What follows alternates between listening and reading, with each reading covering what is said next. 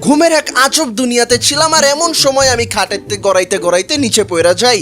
চোখ খুলুম ভাবতাছি, কিন্তু তাও ঘুমের শোধনে চোখ খুলবার মন চাইতাছিল না, কারণ এর আগের রাতে আমার ঘুম আসে নাই সারা রাত ধরে, বুকের ভেতর শুধু হাহাকার করে। একটু পরে আমি আমার আপন মনে ফ্লোরে ঘুমানোর পরিকল্পনা করলাম, চোখ দুইটা বন্ধ করুম, কিন্তু এমন সময় আমার ফোনে একটি আননোন গেমের নোটিফিকেশন আসে, যার নামই হচ্ছে আননোন 9। হপাই প্লিজ কমেন্ট বক্সে কেউ এটা জিজ্ঞাও না যে ভাই আননোন 1 এর তে 8 কই গেল। তবে মানো না মানো, গেমের ট্রেইলার দেখা সত্যি আমার ঘুম ভাঙ্গা চৌচির। বেসিক্যালি এই গেমটা হইতেছে ইন্ডিয়ান লোকেশনস ও ইন্ডিয়ান সিটি কলকাতার উপর বেস্ট, কিন্তু বিশ্বাস করো আমি এই গেমের গ্রাফিক্সের দিকেই চাইয়াছিলাম আধা ঘন্টা। মানে কি ডিটেইল, কি গ্রাফিক্স এই গেমের, ভাবা গো ভাবা। এর পিছনে নিশ্চয়ই কোনো বড় চক্রের হাত আছে। ইলুমিনাটি।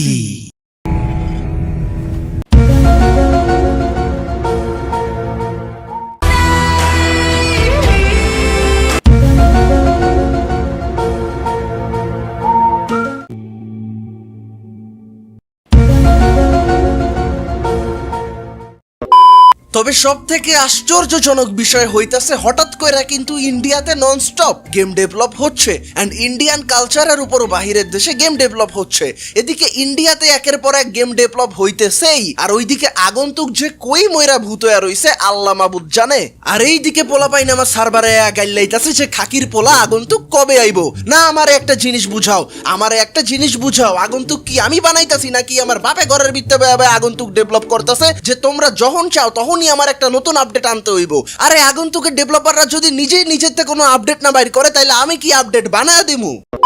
তো এবার কিছু কথা বলি গেমের স্টোরি লাইন নিয়ে। তো বেসিক্যালি এই গেমের মেইন ক্যারেক্টারে থাকে একটা ছোট্ট মেয়ে, যার নাম হারুনা। আর আমি এই হারুনার কথা তো একদমই কইতাছি না। তো হারুনা হচ্ছে একটি দরিদ্র মেয়ে, যে কিনা ইন্ডিয়ার কলকাতার এক বস্তিতে থাকে। ছোটবেলা থেকে হারুনা ওই বস্তিতেই বড় হয়। তবে হারুনার কাছে থাকে কিছু সুপার পাওয়ার, যেগুলো সম্পর্কে সে জানে না, কিছু মিস্টেরিয়াস পাওয়ার, যা তাকে একজন সাধারণ মানুষের থেকে আলাদা করে। এতেই তো বোঝা যায় হারুনা একটা ইলুমিনাটি। এই গেম একটা ইলুমিনাটি, হারাম একটা গেম। এটা খেললে আমরা নাস্তিক হয়ে যামু, যেন পাবজি আর ফ্রি ফায়ার খেললে তো আমরা কনফার্ম জান্নাতি।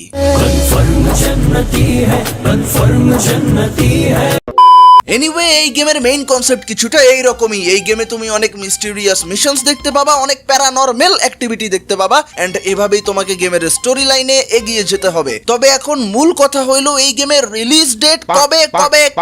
দেখো, এই গেমের ডেভেলপাররা তো আমার মামাতো ভাইয়ের খালার খালাতো বোন না, তাই এখনো পর্যন্ত এই গেমের রিলিজ ডেট সম্পর্কে কোনো আপডেট জানা যায়নি। তবে কিছু গুপ্ত সূচনা ও আলোচনার মাধ্যমে জানা গিয়েছে যে এই গেমটা হয় 2021-এর লাস্টের দিকে অথবা 2022-এর প্রথম দিকে আসতে পারে। এন্ড গেম আসার পর তোমরা কি করবা? কইতে ডাউনলোড করবা এই গেম? বাহ, কেউ জানেই না। এর লইগাই কই স্পন্সরশিপটা পুরোটা দেখো, কিন্তু না, তোমরা তো স্কিপ করে দাও। কতবার কমু এই দুনিয়াতে এখনো জিরোটিক্স নামের একটা কিছু বাচ্চা আছে, যেটা দিয়ে তোমরা বিকাশ পেমেন্টের মাধ্যমে বিভিন্ন গেমস পারচেজ করতে পারো। যেমন ধরো রেসিডেন্ট ইভিল 3 অফলাইন, যেটার দাম মাত্র 250 টাকা। আর RDR 2 নিয়ে কি আর কমু, সহজ কথায় অনেক কম দামে পাইতাছো স্টিমের অরিজিনাল গেম, না কিনলে মিস করবা। তাছাড়া এপিক লঞ্চারের GTA 5 এর দাম মাত্র 650 টাকা, যেটা তোমরা চাইলে 10% ডিসকাউন্টও নিতে পারো শুধু একটি কুপন কোড ইউজ করে, যেটা হচ্ছে প্লে জিরোটিক্স।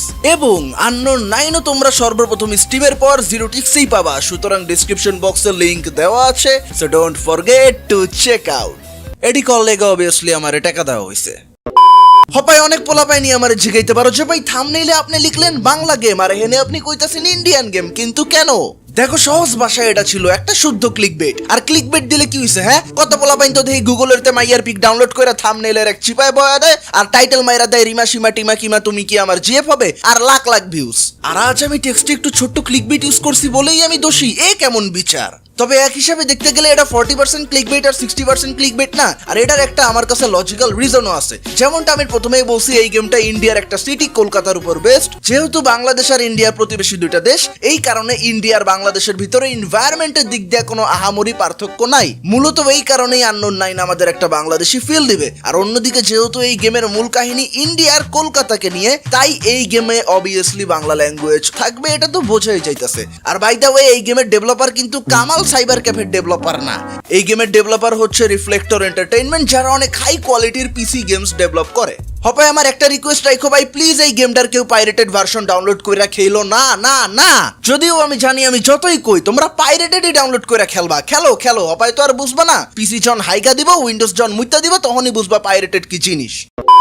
তো ভাই এখন একটা বিষয় হচ্ছে যে আননোন 9 কিন্তু প্রথম গেম না যেটা ইন্ডিয়ান লোকেশনস এর উপর বেস্ট। এর আগেও আমরা Assassin's Creed, Uncharted, Far Cry ও হিটম্যানের মতো অনেক গেমেই ইন্ডিয়ান সিটি লোকেশনস ও এনভায়রনমেন্ট পাইছি ও সামনেও পাবো। সো কথা হচ্ছে ভাই অনেক পপুলার গেমসেই তো ইন্ডিয়াকে হাইলাইট করা হয়েছে, তাহলে বাংলাদেশ নিয়ে কখনো বাইরের দেশের গেম ডেভেলপাররা কেন গেম ডেভেলপ করে না? এর একটাই কারণ, আমাদের দেশে কোনো জিনিসের কোনো সলিউশন নাই। সলিউশন শুধু একটাই, সেটা হইলো ব্যান। বাইরের দেশের গেম ডেভেলপাররা তো সারাদিন এই টেনশনেই মরে যে আমরা যদি বাংলাদেশ নিয়ে কোনো গেম বানাই, পরে কিনা দেখা গেল বাংলাদেশই এই গেম ব্যান করে দিল। এখনো আমাদের দেশের মানুষের গেমিং নিয়ে চিন্তাধারা ওই নোকিয়া ফোনের স্নেক গেমেই বাজ্যে রয়েছে।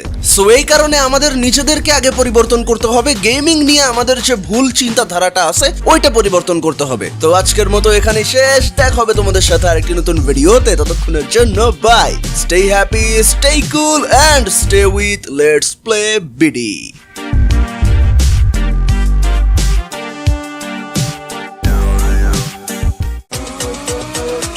WhatsApp দুনিয়াবাসী, WhatsApp দুনিয়াবাসী, WhatsApp দুনিয়াবাসী।